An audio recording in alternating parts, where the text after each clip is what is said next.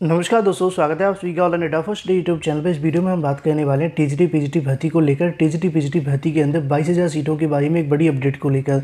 इसके अलावा अगर बात की जाए 51,000 नई प्राथमिक शिक्षक भर्ती को लेकर, इसके अलावा अग्निवीर संविदा भर्ती को लेकर सरकार को बड़ा झटका के बारे में एक एक करके सारी जानकारी आप सभी को दी जाएगी। चलिए दोस्तों, वीडियो शुरू करते हैं।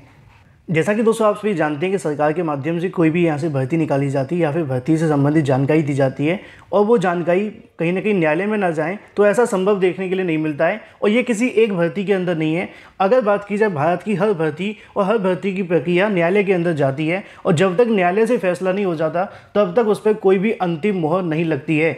एक बार फिर से अगर बात की जाए सरकार के द्वारा हाल ही में जारी की गई अग्निवीर योजना को लेकर, जहाँ पर सेना के अंदर संविदा भर्ती का फैसला लिया गया था। सुबह के समाचार पत्रों में आपने देखा था पीएम मोदी सीएम योगी के माध्यम से संविदा भर्ती के फायदे गिनाए गए थे, आदेश दिए गए थे। लेकिन इसी बीच अगर बात की जाए इस मामले को लेकर, अब यहाँ से कहीं ना कहीं केंद्र सरकार को बड़ा झटका लगता हुआ दिखाई दे रहा है, क्योंकि सुप्रीम कोर्ट के अंदर यहाँ पे 3 नई याचिकाएं दाखिल कर दी गई हैं अग्निवीर योजना को रद्द करने के लिए। तो इसी के साथ केंद्र सरकार भी पीछे दिखाई नहीं दी है, उनके माध्यम से अपनी कैविएट दाखिल कर दी गई है। कैविएट का मतलब ये होता है कि किसी मुद्दे को लेकर अगर कोई यहाँ से पक्ष अपना यहाँ से रद्द करने की मांग करता है तो कैविएट का ये फायदा होता है कि जब तक दूसरे पक्ष को नहीं सुन लिया जाएगा, जिस पक्ष ने कैविएट दाखिल की है, तब तक उस पर कोई फैसला नहीं सुनाया जाएगा। कई बार कोर्ट में ऐसा होता है, किसी मामले को लेकर कोर्ट सुनती है और सुनने के बाद में सीधा रद्द कर देती है या फिर स्टे लगा देती है। लेकिन जब कैविएट दाखिल होती है तो दूसरे पक्ष को सुनना पड़ता है, बस यही।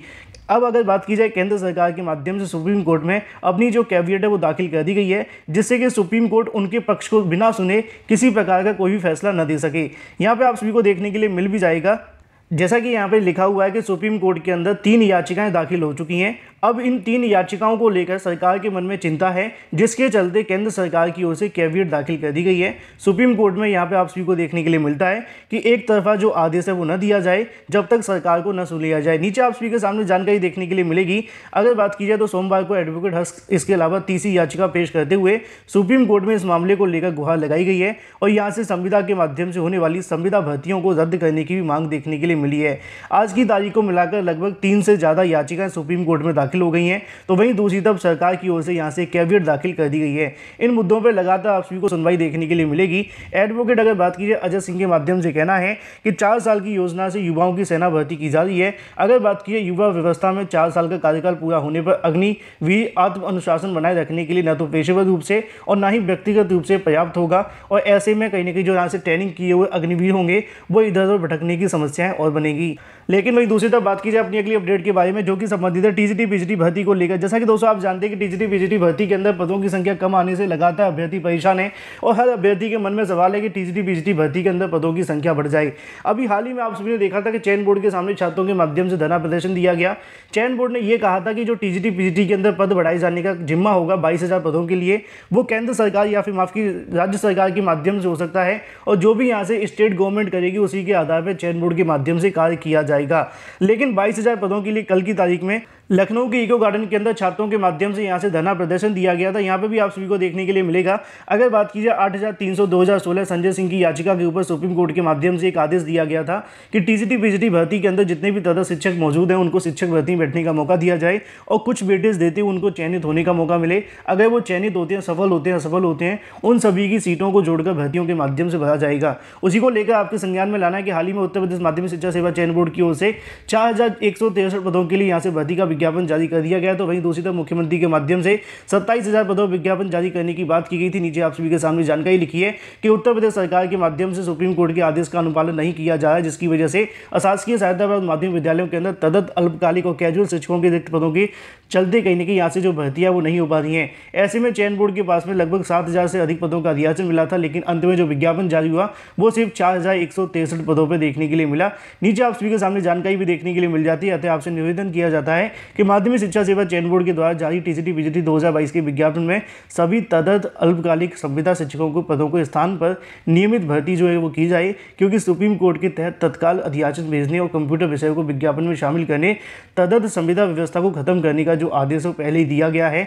ऐसे में आप जानते हैं कि टीजीटी पीजीटी के अंदर लगभग 27,000 भर्ती की बात की जाती थी, लेकिन जब भर्ती 4,200 पदों पर निकली उसके बाद अभ्यर्थी में नाराजगी थी। लेकिन जो अभ्यर्थी ये सोचें कि 22,000 पद अभी नहीं जुड़ेंगे, अभी 22,000 पदों पर फैसला नहीं हुआ है। अगर आपने मेरे पहले वीडियोस देखे होंगे तो मैंने आपको पहले ही बताया था कि इसका जो अंतिम फैसला होगा वो 2 जगह से देखने के लिए मिलेगा। पहला फैसला मुख्यमंत्री योगी के माध्यम से, अगर योगी जी चाहें तो इस पदों को जोड़कर यहाँ से जो आदेश हैं वो जारी कर सकते हैं। लेकिन इसके पीछे एक वजह आप जानते हैं कि बहुत सारे मंत्री विधायक कहने के इस मुद्दे को लेकर बार बार सीएम के सामने जाते हैं, लेकिन योगी जी से भी ऊपर आप सभी को कोई देखने के लिए मिलता है, वो होता है सुप्रीम कोर्ट। क्योंकि सुप्रीम कोर्ट के माध्यम से 26 अगस्त 2020 को ये आदेश दिया गया था, लेकिन अभी सुप्रीम कोर्ट को नहीं पता कि सरकार ने इस आदेश का पालन किया है या नहीं किया है। अब जब छात्रों के माध्यम से अवमानना याचिका दाखिल की जाएगी और इस बात को बताया जाएगा कि सुप्रीम कोर्ट के आदेश के अनुपालन में अभी तक तटस्थ शिक्षकों को लेकर कोई कार्रवाई देखने के लिए नहीं मिली है, तो यहाँ से जो मामला होगा वो काफ़ी ज़्यादा गंभीर हो जाएगा। क्योंकि सुप्रीम कोर्ट जब किसी आदेश को देती है और उनके आदेश को यहाँ पे विचार में नहीं लाया जाता है, तो आगामी जो अवमानना याचिका होती है उसमें सरकार को फटकार ही नहीं, जुर्माने तक लगा दिए जाते हैं कि अब आपने इतने लंबे समय तक सुप्रीम कोर्ट के आदेश को क्यों नहीं माना।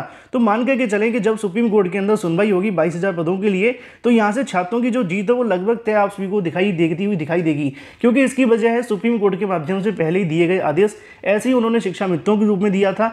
वो बात अलग थी कि वहाँ पे मंत्री विधायकों का समर्थन नहीं मिला और सरकार ने शिक्षा मित्रों के पदों पर जो भर्तियां वो कर दी। लेकिन अंत में जब यहाँ पे तटस्थ शिक्षकों की बारी आई तो सरकार ने थोड़ा सा इस बात को ढुलमुल रवैया अपनाते हुए 2 साल से ज़्यादा का समय निकाल दिया।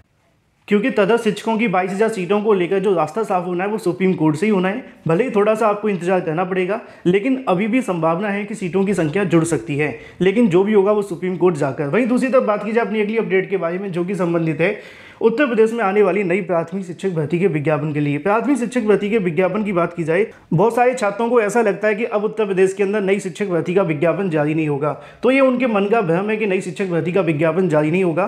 कुछ दिनों पहले टीजीटी पीजीटी वाले छात्रों को भी ऐसा ही लगता था, लेकिन उनका भ्रम तब टूट गया जब 4100 पदों पर भर्ती का विज्ञापन जारी हो गया। सेम प्राथमिक के अंदर भी आपको देखने के लिए मिलेगा, और अगर आप इसी प्रकार यहाँ से निष्क्रिय होते रहे तो पदों की संख्या हो सकता है कि आपको टीजीटी पीजीटी की तरह देखने के लिए मिले और बाद में फिर आपको यहाँ से नुकसान का सामना करना पड़े, फिर आप धरना प्रदर्शन करें पदों की संख्या को बढ़ाने के लिए। इसकी वजह क्या है आप जानते हैं? क्योंकि जब जब यहाँ पे छात्र डीएक्टिवेट हो जाते हैं उसका फायदा सरकार के माध्यम से पूरा उठाया जाता है। वर्तमान में हर एक अभ्यर्थी के मन में सवाल है, जो बीएड अभ्यर्थी हैं, कि क्या उनको नई शिक्षक भर्ती में बैठने का मौका मिलेगा। तो वहीं दूसरी तरफ बहुत सारे छात्रों को ये भी लगता है कि अभी नई शिक्षक भर्ती नहीं आने वाली है, लेकिन जो असलियत है अगर आप उससे नजरअंदाज करने का प्रयास करेंगे तो भविष्य में नुकसान आप सभी को ही होगा। और असलियत क्या है उसको आपको समझने की आवश्यकता है। मैंने सुबह एक वीडियो आप सभी के लिए अपलोड किया था जिसमें आपको जानकारी दी थी। यहाँ पे आपके सामने तारीख पड़ी हुई है 21/6/2022। सीतापुर का ये समाचार पत्र था जिसके अंदर उन्होंने जानकारी दी थी सिर्फ सीतापुर के अंदर 9,107 शिक्षकों के जो पद हैं वो खाली पड़े हुए हैं। ये आज ही की तारीख में जानकारी दी गई थी और हाल ही में छात्रों के लिए यहाँ से कहने की छात्र शिक्षक अनुपात का डाटा मांगा गया था सरकार की ओर से। उस डाटा के आधार पर अगर देखा जाए तो एक जिले को उठा करके देखें सीतापुर को, उसके अंदर 9,000 से ज़्यादा शिक्षकों के पद खाली हैं। अगर आप सभी ने एक हफ्ते पहले की रिपोर्ट देखी हो तो एक हफ्ते पहले जौनपुर के अंदर ऐसी रिपोर्ट आपको देखने के लिए मिली थी जहां पे बताया गया था कि 17,000 से ज़्यादा पद खाली हैं। इन दोनों जनपदों के पदों को अगर आप जोड़ देंगे तो आपको पता चलेगा कि 26,000 से ज़्यादा 2 जिलों के अंदर पद खाली पड़े हुए हैं। लेकिन हमारे पास उत्तर प्रदेश में 75 जिले हैं। अगर 75 जिलों के अंदर 2,000-3,000 के आसपास पद आपको सामने निकल कर आते हैं तो 1.5 लाख 2 लाख से ज़्यादा पद आप सभी की शिक्षक भर्ती के लिए हो सकते हैं। अब जब पहले छात्रों के माध्यम से धरना प्रदर्शन दिए जाते थे तो नई शिक्षक भर्ती की मांग की जाती थी। पिछले 2 महीने से ना तो शिक्षक भर्ती की मांग देखने के लिए मिली है, और अगर छात्र इसी प्रकार डीएक्टिवेट रहे तो सरकार इसका फायदा उठाकर कम से कम पदों पर शिक्षक भर्ती का विज्ञापन जारी कर देगी। और एक बार किसी भर्ती का विज्ञापन जब जारी हो जाता है तो उसके अंदर पदों की संख्या बढ़ाया जाना काफ़ी ज़्यादा मुश्किल देखने के लिए मिलता है। आप टीजीटी पीजीटी को उठाकर देख लो, अभ्यर्थी सुप्रीम कोर्ट जा रहे हैं, जबकि सुप्रीम कोर्ट ने आदेश भी दिया है और प्राथमिक को लेकर तो कोई ऐसा आदेश भी नहीं है। तो ऐसे में लगातार प्रदेश के अंदर बड़ी संख्या में पद खाली हैं। किसी किसी जिले के अंदर 10,000, किसी के अंदर 20,000, किसी के अंदर 7,000, किसी के अंदर 5,000, और जब पूरे 75 जिलों को मिलाएंगे तो पदों की संख्या लगभग 1.5 लाख के आसपास पहुंचेगी। लेकिन यहाँ पर सवाल यह था कि उत्तर प्रदेश के अंदर नई शिक्षक भर्ती आती है तो क्या बीएड के अभ्यर्थी आवेदन कर सकते हैं? थोड़ी सी जानकारी आपको होनी चाहिए कि सुप्रीम कोर्ट के माध्यम से एक आदेश दिया गया था जिसमें बीएड के टीईटी प्रमाण पत्रों के ऊपर रोक लगा दी गई थी। अब अगर ऐसे में शिक्षक भर्ती आती तो सुप्रीम कोर्ट के आदेश के अनुसार उनको आवेदन करने का मौका मिलता कि नहीं, ये सुप्रीम कोर्ट और हाईकोर्ट के ऑर्डर पर डिपेंड करता। लेकिन राज्य सरकार के माध्यम से हाईकोर्ट में एक जवाब दिया गया था। उन्होंने ये कहा था कि अभी एनसीटीई के माध्यम से ऐसा कोई आदेश जारी नहीं किया गया है कि बीएड छात्रों को प्राथमिक शिक्षक भर्ती में शामिल न किया जाए। जब एनसीटी अगर ऐसा कोई आदेश जारी करेगी तो हम बीएड को लेकर यहाँ से संशोधन कर सकते हैं, ऐसा सरकार ने हाई कोर्ट में जवाब दिया था। और उस जवाब को अगर समझा जाए तो इससे एक लाइन में आपको पता चल जाएगा कि अगर प्राथमिक शिक्षक भर्ती का विज्ञापन जारी होता है तो बीएड वाले अभ्यर्थी यहाँ पे आवेदन कर सकेंगे। 2 वजह आप सभी के सामने हैं। पहली वजह यह है कि सुप्रीम कोर्ट की तरफ से अभी कोई फैसला नहीं आया।